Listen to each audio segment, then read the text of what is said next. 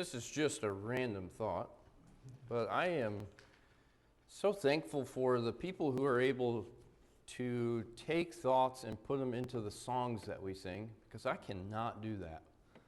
And I was just thinking about that as we were singing the last one, and I'm really grateful for the gift that they are to the church. To the lesson. You know the phrase, diamonds are forever? I think everybody's heard that. So I looked that up, and I didn't know that it was considered to be the most powerful marketing slogan in the 20th century.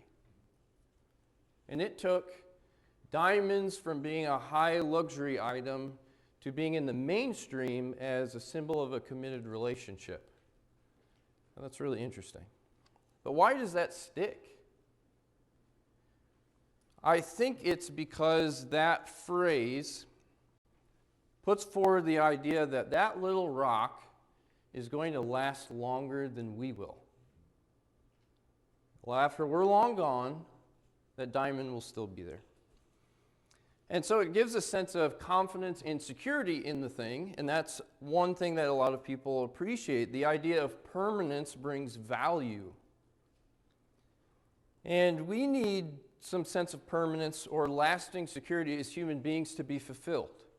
To reach what I think psychologists call self-actualization, where you're able to meet your full potential, you need to feel safe and have your physical needs met. And permanence and lasting security is part of that. And I want to talk tonight about how Jesus can fill that perfectly.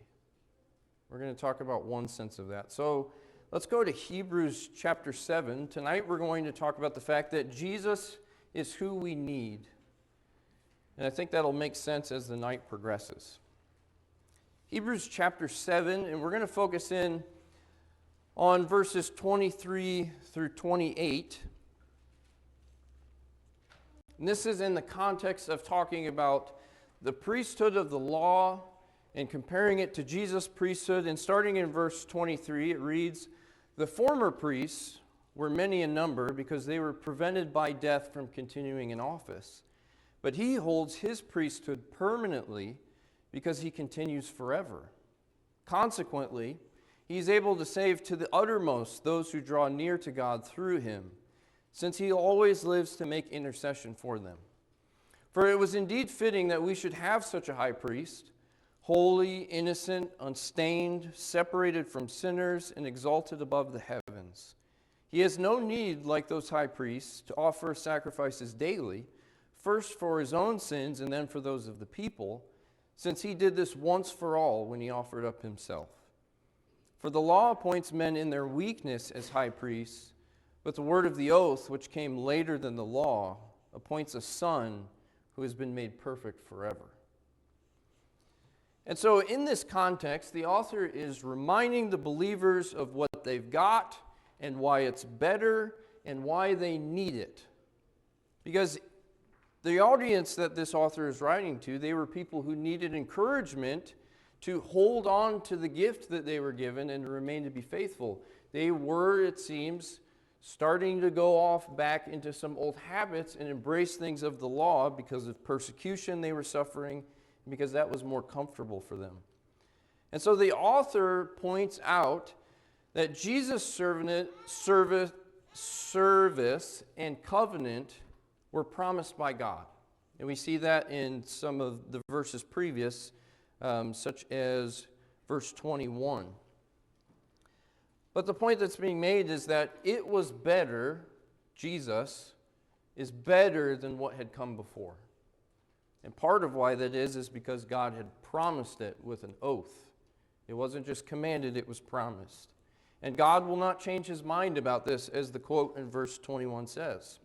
And so his main point is that Jesus' priesthood is the sign of a better covenant than the first covenant was. And we know that, right? But now the author is going to go on to explain some of the ways in which Jesus' priesthood is better than the Levitical priests.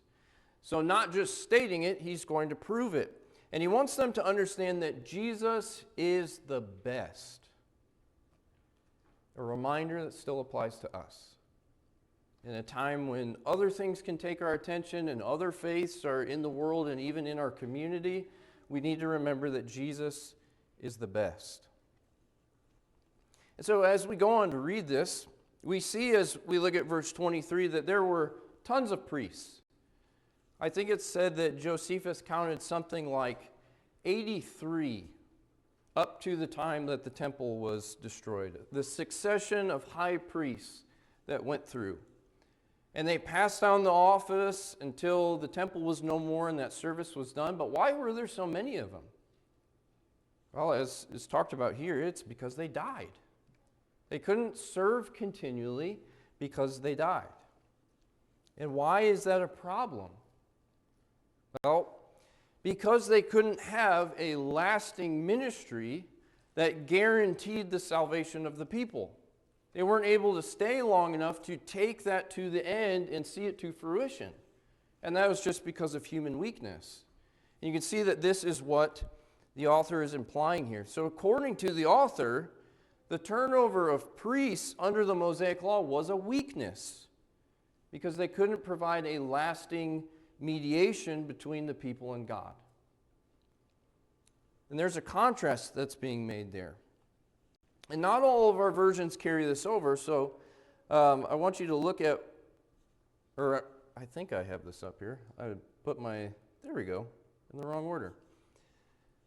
In the New American Standard, as far as I can tell, is the only one that actually translates this. But in verse 23, it says, the former priests, on the one hand, existed in greater numbers because they were prevented by death from continuing. But Jesus, on the other hand, because he continues forever, holds his priesthood permanently. And so the previous priests died, but because Jesus remains forever, he is a priest permanently. Jesus will not die again. As is said in Romans chapter 6:9, we know that Christ, being raised from the dead, will never die again, and death no longer has dominion over him. And it's interesting to bring this up because if you talk to people who are not Christians, and my wife was actually one of them before, they know that Jesus rose from the dead, and then a lot of people don't know what happened to him after that. Did he just get old and die again? That's what I've heard from a lot of people before. But he was raised from the dead, never to die again. He beat death. It no longer has dominion over him. And because Jesus will never die again, he will remain the high priest forever. And so we always have someone that's there for us who is working on our behalf. That should start to comfort us as we think about it. Jesus is there to serve for us forever. Hopefully we take some comfort in that, and that there's never going to be a transition period. There's never going to be a turnover of priests where we got to wait for the next guy to take office and learn the people and get to build relationships. Jesus is there for us permanently and forever. And there's a side point to that. We learn, as we just said, Jesus lives and serves forever. But we should also emphasize that Jesus serves as priest forever. The author is making a contrast here. All the priests that you guys are seeing that are about to disappear, they're going to be gone. But this one remains forever. No one else will fill that position. And so, over time, we see in the past, and I'm sure in the future too, people pop up claiming to be in some kind of complementary role to Jesus. In a related priesthood to his, or maybe as a new prophet that is clarifying things that Jesus said. For example, Joseph Smith, who began Mormonism, claimed that angels came and anointed him as a priest in the order of Melchizedek. That was his claim, that angels anointed him as a priest in the order of Melchizedek, just like Jesus. And when we look at passages like this, that doesn't make any sense. If claiming to follow Christ, it's Jesus that holds that office forever and no one else. His priesthood cannot be transmitted to anyone else, and it cannot be supplanted by anyone else because no one else can fill it. He was the one that it was promised about, and we see, as the writer of Hebrews demonstrates, that he is the only person that can fill those shoes. No one else can do it. And so we need to be vigilant about claims like that and see them for the danger that they are. Nobody can add to what Jesus did. Nobody can replace what Jesus did. It cannot be transmitted to anyone else. It cannot be superseded by anyone else. He is the only person ever who can fill that. And there are some real benefits to the fact that Jesus serves as our perpetual priest. And perpetual priest is the phrase that's been sticking in my head as I wrote this, because the words just popped up, and that alliteration helps for memory. But think about that, perpetual priest. Because Jesus lives and serves forever for us, he is able to bring our salvation all the way.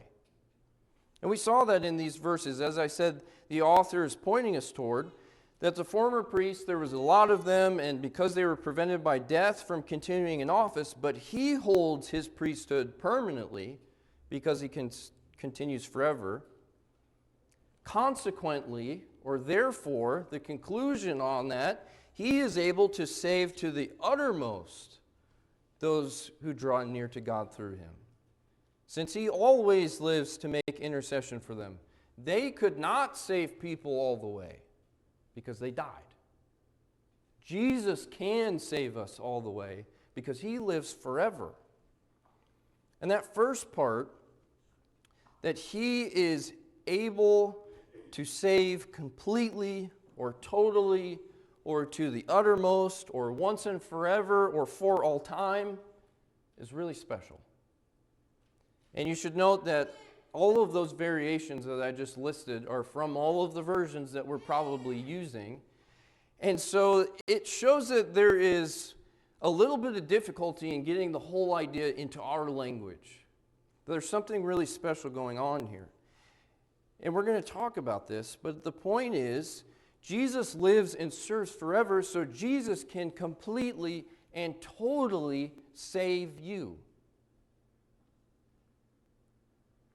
Earlier in verse 21 and in verse 24 and later in verse 28, the author mentions the idea of forever. And you might see that word popping up in your text here, such as mine has at the end of verse 28 and at the end of verse 24 and at the end of verse 21. I didn't even notice that. But the author mentions the idea of Jesus remaining and being forever. And here in our verse that we're looking at, where he is able to save to the uttermost, the New American Standard actually translates that as forever, as my memory serves. But this is different. This is a different word. Those other instances of forever in 21, 24, and 28, you could say that is to the ages, is how that might be said. Jesus remains in his being to the ages, or forever, but this is something different. And again, it's hard to get into our language. But one dictionary says that this term refers to an unlimited duration of time, with particular focus upon the future. And they give possible translations as always, forever, forever and ever, eternally.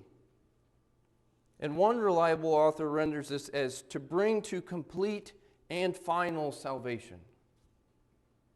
You see, it's not just about time, and it's not just about progress, it's about both.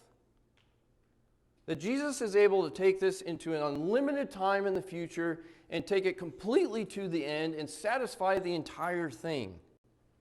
Because of his greatness and power, Jesus is able to save you totally and completely, forever and ever, since he always lives to intercede. Jesus can completely and totally save you. And I don't know how else to say it, but that's what it is. And who is it that he's able to save? We see in this verse, in verse 25, he is able to save to the uttermost or completely and totally those who draw near to God through him. He can save anyone who would approach God through him. And this reminds me of conversations that I have had with friends in the past about faith. And multiple times I've heard the remarks of how they can't follow Jesus because they're just not a good enough person. And they'll say, well, Ethan, I'm just not as good of a person as you, and so I can't be somebody who's religious.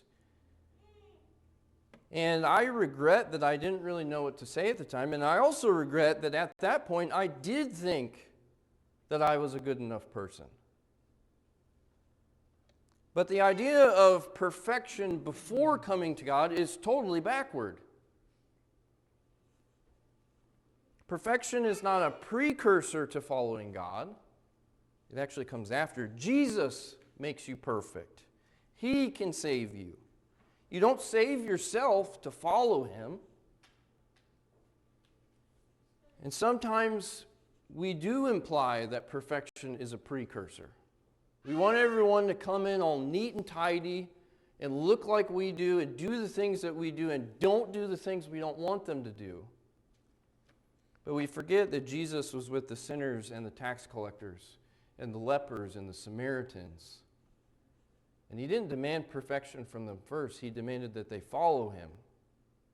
And we see that here, that the high priest is able to save those who would come to God first. And this reminds me of the words that this author later writes in chapter 11. Without faith, it is impossible to please God, because anyone who comes to him must believe that he exists and that he rewards those who earnestly seek him. Those who earnestly seek him, he will reward. And how do we seek God according to this verse? How do we come to him? That is through Jesus, the one who stands as high priest permanently. The way to God is now open always through Jesus. Before that was not the case. But now the way to God is open for everyone forever if they would come through him. And it's not that a special class of human beings have the right to that, those who are holier or more moral. It's not them who have the right to God, it's everyone. And the way to God is open because of the one who is better. The original audience here were thinking about leaving Jesus behind to go back to the law of Moses.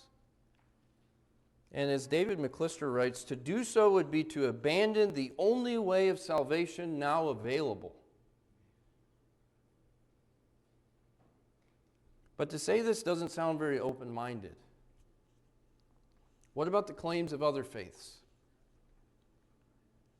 I want to point out, if we get to the heart of it, Jesus is the only person of any faith who dealt with the core problem that human beings have. And that core problem is sin. He's the only one to deal with that. Buddha didn't do it. Muhammad didn't do it. Vishnu didn't do it. He is the only one to have dealt with the core problem, and he defeated it by dying as a perfect man and being raised back to life by God. And so he is the only one who can approach God on our behalf. And he is the only one who can fill those shoes.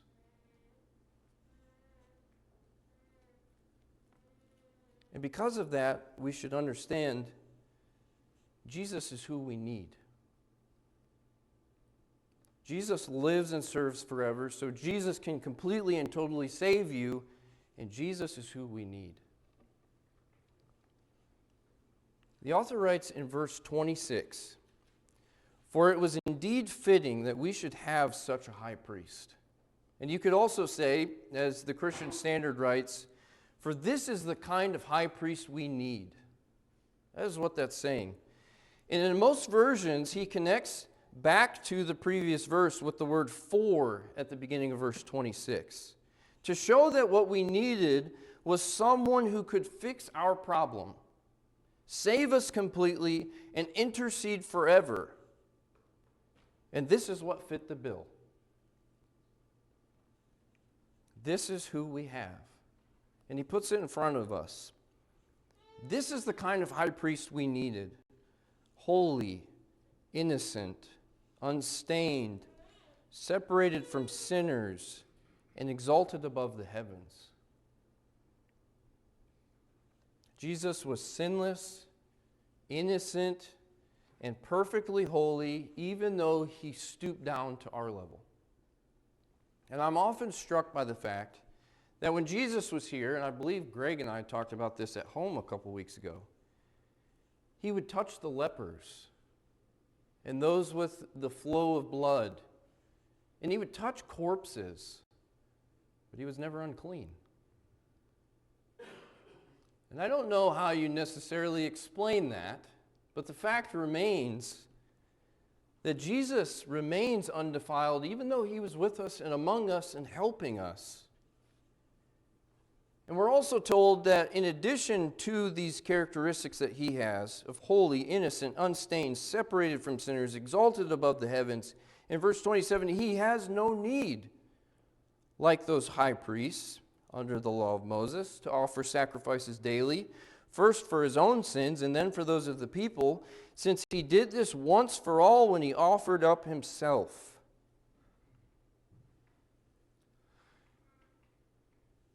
He doesn't need to keep offering sacrifices like the previous priests did, because those were just temporarily and partially cleansing the people.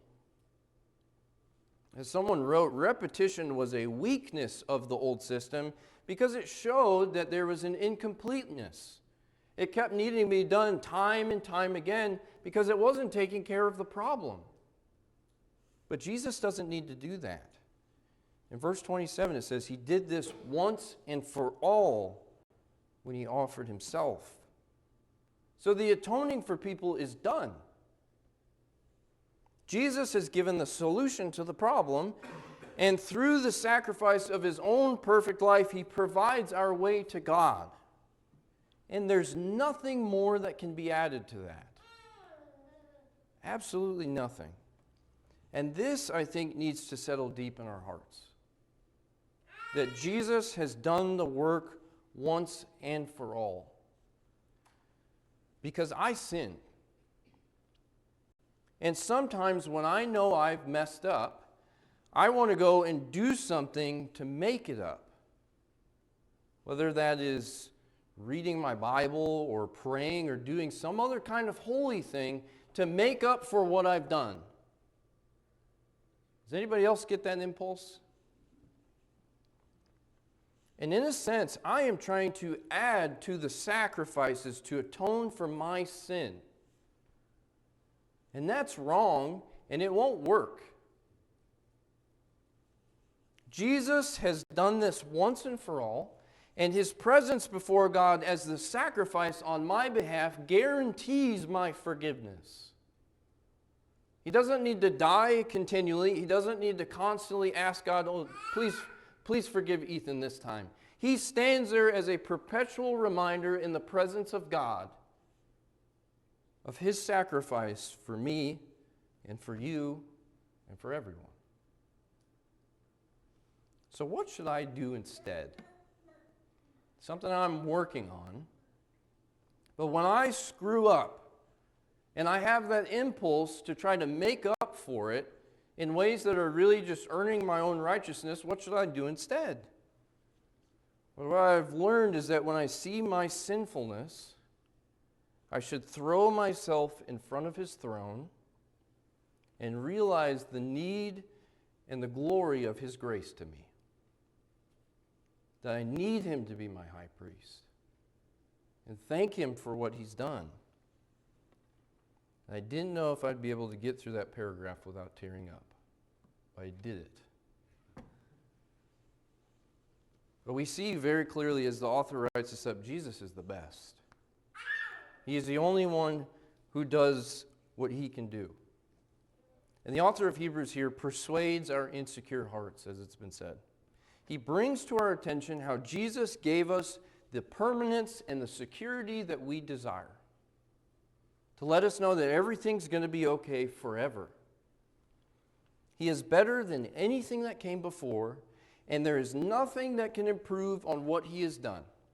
No person or system or philosophy can add to the work of Jesus, because no one can stand in his shoes. Once and for all, we can approach God and have confidence that someone has intervened for us and stands there forever to help us. And that is Jesus, our high priest. I hope that you can plant this deep down and find confidence in him and what he can do for you, because Jesus is forever. So as we close this, I want to ask you, where is your relationship with God right now? Jesus was promised to be the one who would be there forever so that you could have the relationship with God that you were supposed to have. He did the work for you. He's not going anywhere, and he wants to help you. So today, do you need to renew your confidence in him? Do you need to commit to the only one that can make you right with God? We can talk with you. We can baptize you. We can connect with you at a future time. Whatever you need, you just let us know. Either by talking to one of us after we close, or you can come up to the front while we stand and sing this song.